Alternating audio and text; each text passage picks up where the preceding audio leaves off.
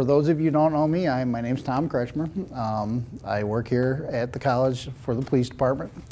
My previous life, I worked in Crystal Lake for 28 years. I ended my career as commander of operations. However, I was the training officer for a big chunk of that. So I did everything from verbal communication all the way through firearms, to include defensive tactics for police officers. So in that, we got into self-defense. So that's what I'm going to talk about today. There will be a hands-on portion depending on time if you want. It's optional. You don't have to do it if you don't choose to. I have a helper here who's gonna, so if I show something and you just want to see it, that's okay too. So don't feel like you have to if you don't want to. All right? So one of the things, I am actually a certified refuse to be a victim instructor through the National Rifle Association.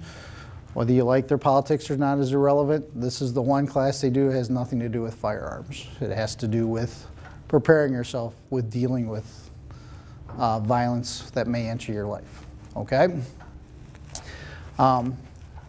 Avoid the situation if possible. Okay? The best way not to be a victim is not be where you would be a victim. So someone can't harm you if you're not there, obviously. Make smart decisions. They can save you from violence or even your life. This all boils down to situational awareness. Okay? When you enter a room you're not familiar with, do you look around? Is there more than one way out? Is there more than one way out of this room?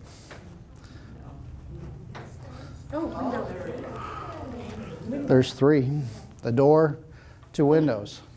However, people have heartburn with breaking windows for some reason. If it's a choice between your life and breaking a window, I give you permission to break any window you have to. We'll deal with the window later. You would survive the encounter, okay? So that's an important thing. You got to give your permission to do things that you otherwise may not be comfortable doing. But I always wonder if I could. You say that, but I wonder if I could do, like physically, would these chairs break that? You know what I mean? Next time we're doing a demolition here, I would love to take a shot at it. That would be a cool thing to do. I don't know, you know, I'm just saying. When I'm working, I carry a knife that has what they call a punch on it. Yeah. In my car. But they make just punches. It doesn't have to be a knife. Usually they're in combination with a seatbelt cutter. But if you have a punch and you punch a lower corner of a window, the whole window is just going to drop out. If it's 2 panes, you do the first one. After that all clears, do the second one, and both panes drop out. Okay? It's like a lot of us carry keys. Throw it on your keychain. So, what can you do to be prepared? Plan. Okay, where do you park your car? Is it well lit? Okay, we have pretty good lighting around here, but if you happen to be here after midnight, when the parking lights go out, it's pretty dark. Okay, actually gets very dark. So you might want to, take that into consideration depending what time you think you're going to leave the building. Walk in groups if you can. Attackers don't want to attack a group of people. They want to isolate a person and just attack one person, because group is harder to deal with. If you're getting picked up, car breaks down, call a family member or a trusted friend to come get you so you know who's picking you up. And of course, if the police come by and they offer you a ride, usually that's a pretty safe bet. But make sure it's a uniformed officer in a marked squad. Don't overindulge in alcohol or other drugs. They dull your senses, especially if you're going out to have a good time. That happens. You drink too much, you might do things you otherwise would not normally do simply because you've lowered your inhibitions. So, okay. The next step is to identify. What are potential threats? What are your exit points? Okay? Are there suspicious people around? Now, we work on a college campus. What's a suspicious person on a college campus? Can we really say? Because we have everybody from people in business suits all the way down to people who wear shorts, flip-flops, and t-shirts in the middle of winter.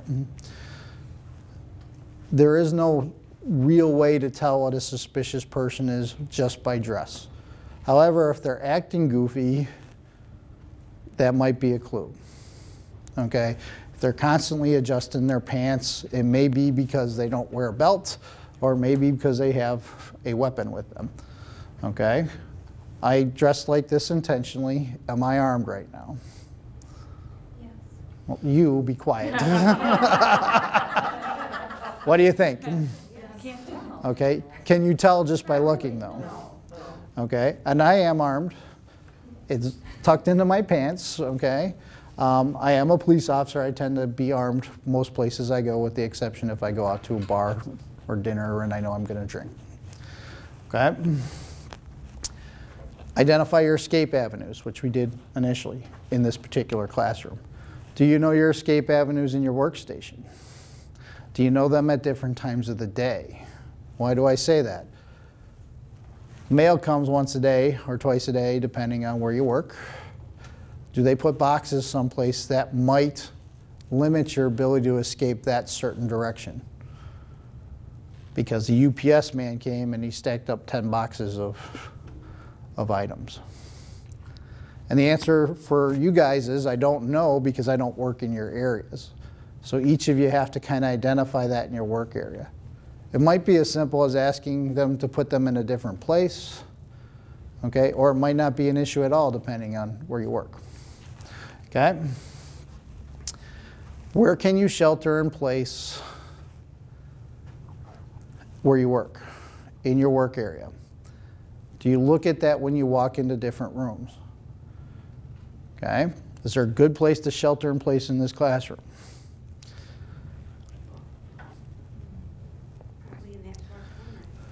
This far corner or that corner right there, because he would have to, or she would have to come around. However, you don't want everybody there, because if they come around and everybody's there, you just gave them one big target, or her. I use him because traditionally most shooters are male. That doesn't mean they can't be female, but okay. Can you use anything as a weapon in this classroom? What? Throw whatever you can. Okay, we're going to talk about that. Would this be good? Maybe. Would this be even better? Because it's going to break on the person. Okay? Can you rip one of those flags and use it as a weapon? I don't know. I don't know how hard they are to come down, but if you can, okay. And there's a whole bunch back there. Okay. So keep in mind that there's usually an improvised weapon in any room you're in. You just have to identify it. But you don't want to wait till the incident to identify it. You want to identify it when you walk into an area. Okay, you all have desks. Do any of you have staplers? Staplers are great weapons because they're heavy and they're going to hurt when they hit them. What about a close-by fire extinguisher? Yeah, twofold. You can hit them with it, or you can spray them with it. Okay? Okay, then you have to act. First thing we always like you to do is call the police before, if you just think it's suspicious. It doesn't cost you anything to call us, and we'd much rather have check it out and find out it's nothing than to not get called and have something bad happen later. If we can prevent it, we prefer that option. Okay? Shelter in place, if that's your best option. Okay? Can you escape the situation? And my answer is I don't know, because you won't know till the situation happens. If the shooter's in C Hall and you work in C Hall, escape, unless you do it through a window in the back of your office, probably is not an option. You're going to have to shelter in place. Okay, but if the shooter's in C Hall and you're up in the upper floor of A, can you get out? Most likely yes, but you'd have to be able to determine that. All right? If there's no other option, fight. We talked about improvised weapons. Okay, I said remember the OODA loop. The OODA loop is simply you observe, determine, decide, and act. Okay? So, you make the observation, bad guy comes in. I have to do something. I'm going to throw a chair at him. You pick up the chair and you throw it at him. The reason this is important is the bad guy has an OODA loop too. Okay? If you interrupt the OODA loop at any portion before act, your mind has to go back and reset itself. In other words, it can't just pick up where it was, it has to go back to the observation and go through the whole process. Now this can happen with training in a matter of split seconds, okay? But for most people, they don't train their OODA loops to occur that quickly. So if you interrupt a person's OODA loop, you may give yourself time to continue to fight, escape, whatever it may be. So you want to interrupt their OODA loop. The best way to do that is to throw something at their head. What's the first part of the OODA loop? Observe. Observe. What do you observe with? Your eyes. So if you have a stapler coming at you or a coffee pot coming at you, what are you going to observe? Oh, crap. Okay, so you want to interrupt the bad guy's OODA loop continually. Okay, you hit it with something, then you throw a chair at them, maybe 4 or 5 of you jump on them and start pounding on them. Okay, that again, this is not something is a first option. This is because you don't have any other choice. He's in the room, you're in the room, you're going to have to fight to survive. And there will be people that won't be able to do that because they won't feel they can harm another human being no matter what they're doing. That is an admirable quality. But if you have somebody who won't fight in a fight, you're best to put them hiding someplace and you deal with it. Okay? I know because my child's one of those people. I can't hurt another human being. Can I say? She's her mother's daughter. Okay. Prepare yourself mentally. You have to decide that you can harm another human being mentally. Most people don't want to. Believe it or not, cops don't go to work saying, geez, today's the day I hope I get to shoot somebody. None of us ever want that to happen. We know it's a possibility, but we don't want it to happen. So you have to be able to decide that you will do that kind of violence on somebody before every shift, mentally. Okay? Visualize situations in your head. Why would you do that? Your head's like a computer. It has memory, okay? If you put yourself in situations where you have to do violence, just through visualization, it gives your mind a point of memory. It's not having to create it fresh. So your reactions will be more quickly. Okay, when you're doing this, you always win. Never visualize yourself losing. And visualize different ways of winning the encounter. Okay? Act out the situation in your mind. Again, it gives your mind a set point if it ever happens. Okay?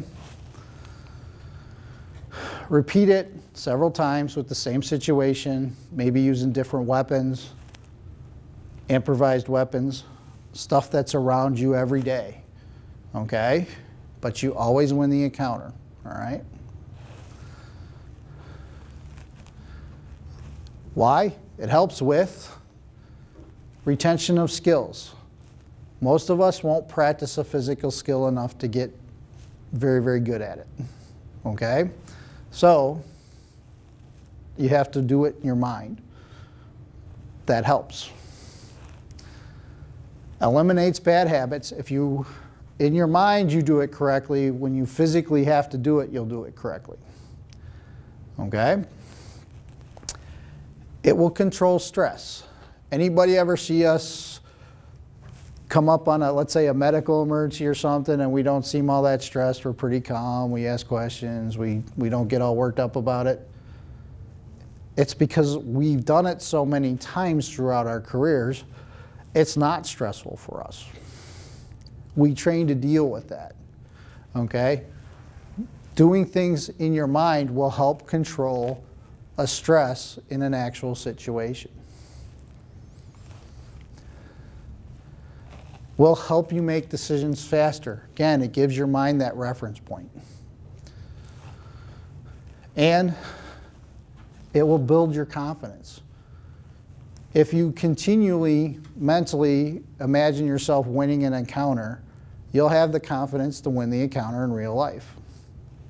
Okay? So what are your options? First option is voice. No, stop that. Call the police. Don't touch me. Let go of me. Notice I've called the police in there twice.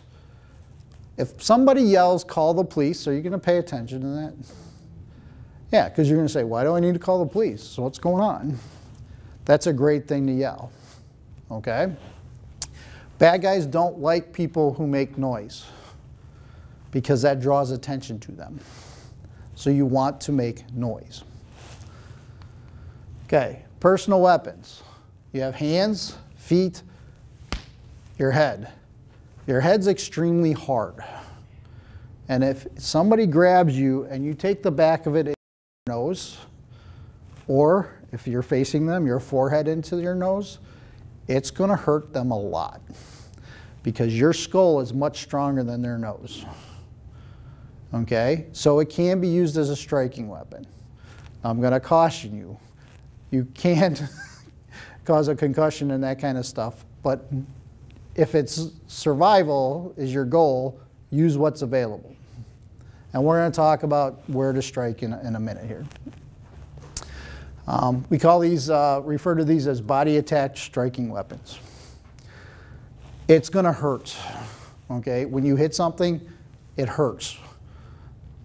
Now, you might not feel it right away because of adrenaline and stuff, but you will feel it eventually. Be aware of that, okay? But being hurt and surviving is better than not getting hurt and not surviving. Okay? Other options. Whistle or personal alarms. They make personal alarms that can go on keychains, and if you pull it, it just starts making a loud siren. Okay? You don't have to blow into it or anything. I have a big one. I didn't bring it, but they have smaller ones now that are really, really loud and do a great job. You can get them off the internet. Great thing to have. Draws attention to you. A whistle. If you blow a whistle, what does everybody do? Why? Because we've conditioned them since gym class in kindergarten and first grade that when the whistle blows, I got to pay attention to where the whistle is. Whistle's a great thing only because we've conditioned society as a whole to pay attention to that. Okay? Self-defense sprays. Civilians can buy pepper spray. Okay, if you decide to go that route, I suggest taking a class that teaches you how to use it. When you buy pepper spray, there's two heat measurements you want to look for. Okay, some are still using the Scoville heat unit, and some are using the major capsicoid measurement. So if you're doing the Scoville heat unit, you want somewhere between 1 million and 2 million SHU. Okay, that'll be hot enough that it'll cause incapacitation on about 80% of the population. Okay, if they use the MC measurement, you want it between 1 and 2%. That's basically the equivalent of 1 to 2 million on the Scoville heat unit. And it just depends on the manufacturer of the pepper spray on which heat measurement they use. Some have not switched over to the MC yet. Concealed carry. In the state of Illinois, if you go through the proper training, you can now carry a firearm. Okay? There are some limits to this. You can't carry a firearm on campus unless you're sworn law enforcement. Okay? A lot of schools and libraries have that restriction. Okay? If you follow the law, you can't carry while you're in a bar, which is a good rule to have. Alcohol and guns don't mix. Okay? Plus, you have to determine what's the right firearm for you. Is it a 9mm? Is it a .40 caliber? Is it a .45? Is it a .32? Is it a .38? Is it 22? Is it 25? And those are just a few. Okay? Has to do with the size of the bullet. But you also have to find a frame that fits into your hand comfortably. Okay? A big .45 might not be the weapon that works for you. Okay? So you're going to have to decide, and that's kind of what the class is for. It exposes you to different types of firearms to see what works best for you. Okay? And the last one, can you shoot somebody? My daughter keeps bugging me to teach her to shoot. And I go, you want the firearm for home protection. Will you shoot somebody? She goes, well, no, Dad, I can't do that because she won't hurt anybody. Then this isn't the right home protection option for you. Danielle and I were talking about that earlier. She's got a very nice German Shepherd, nice, beautiful looking dog, but it's great for home protection because nobody's going to walk into her house.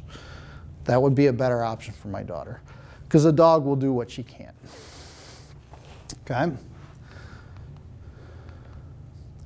So you're forced to fight. Do you know how to hit somebody effectively? You will today. Okay. Where are you going to strike the bad guy? And what if the plan doesn't work? What's your backup plan? Okay. Professional boxer. I talked to him, said if you were training for a street fight, what would you do differently? He said he would triple his workouts. And I thought, you're a professional fighter. Why would you triple your workouts? He goes, it's a street fight. In boxing, I can pace myself. I can dance, I can move, I can go. In a street fight, you go all out until you either win or you can't.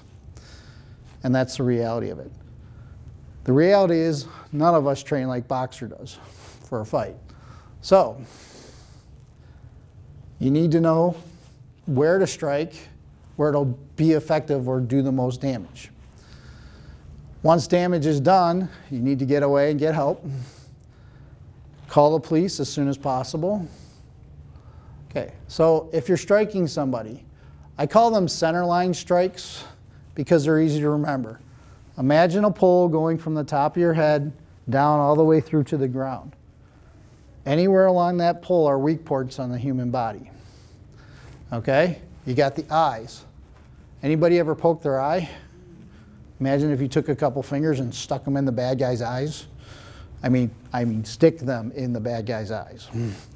It sounds gross, but it'll be very effective, okay? Nose. The nose is an extremely fragile part of the face. And if you hit it hard enough, you will damage it to the point where they won't be able to use their eyes because they'll be watering. Throat. Anybody just bumped their throat once? Not comfortable. Or if you've been choked, you know. So a throat's a very good place to strike because it will, solar plexus, which is just below the sternum, it can take the air out of them if you hit it right. Okay, hitting the sternum will hurt, but it won't incapacitate unless you're an extremely hard hitter and you break the sternum. Okay, abdomen and then the groin. Groin's an extremely effective area to hit, whether you're a man or a woman. Everybody's sensitive there. I like to call it the A-frame. Just imagine a line across here. You get anywhere in that A-frame and you might end it before it begins. Okay? So, we only got a little bit of time, but I'll stay if somebody wants to learn to punch or kick or both. I brought a couple weapons if you want to know how to control a weapon. If you decide to stay, we always do this. If you see something unsafe, call out stop action and we'll stop so we can identify the unsafe and be able to address it. And anybody can do that. So before we go to the hands-on, any questions? Wow, I'm good. There's not a single question.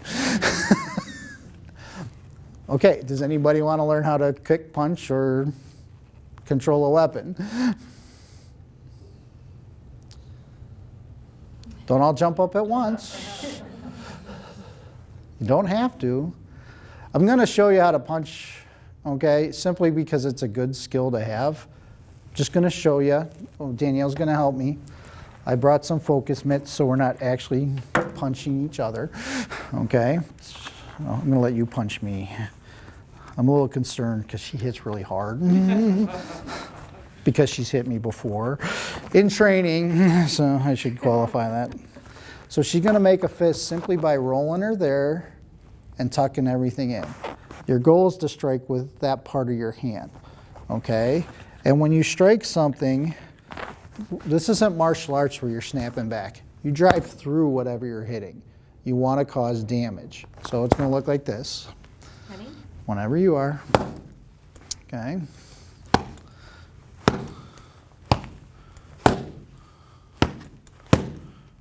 Right. Can tell she's hit things before? Okay, so she's driving through the mat. She's imagining actually hitting my hand, and that's a good 2 inches. And that's what you want to do. When you do that, pick major muscle groups. And what I mean by that is a bicep, okay, a forearm. Okay, and the reason you do that, you have big nerve bundles in those big major muscle groups. So when you hit that, you'll feel it. Now, Danielle, just hold your arm up. Okay, her biceps right here. I'm just going to take the weight of my hand. I'm not going to actually hit her. Do you feel that? Mm-hmm. If you hit that hard enough, that arm's just going to dangle because the nerve's going to make it go numb. So if you practice enough and you do things like that, you could actually hit somebody to the point where they can't use either arm or either leg because you have the peroneal nerve that runs along the side. You have seams in your pants. It actually runs even with those seams. If you hit that hard enough, that person will go down because they can't feel their leg. Right there, yes, thanks. Okay. When you're striking, if you're not comfortable using a fist, use the palm of your hand. Same idea, hit major muscle groups, but you don't have to worry about hurting your knuckles. You may have to worry about hurting your wrist, so you want to make sure you lock your wrist and drive straight through. So, ready? Just like that. Just like that.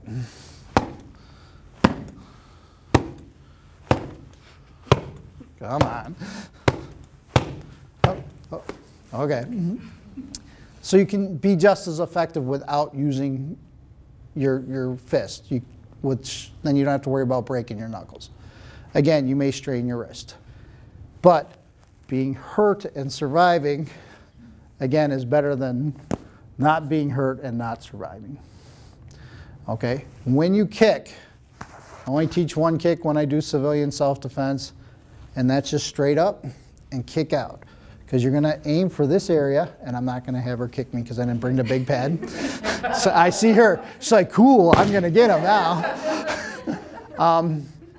Because two things. If they're close by and you bring the knee up, that's going to back them off a little bit. So when you go boom, and then you kick up into their groin, you gave yourself enough room to either hit with the shin or the top of your foot up into the groin area. Having said this, this takes practice. We have a half hour, so we're not going to get a lot of practice in. However, if you choose to practice on your own, you can get very effective at it. Okay? Anything else? Weapon control? No? What's the best way to hold the keys in your hand to use as a weapon?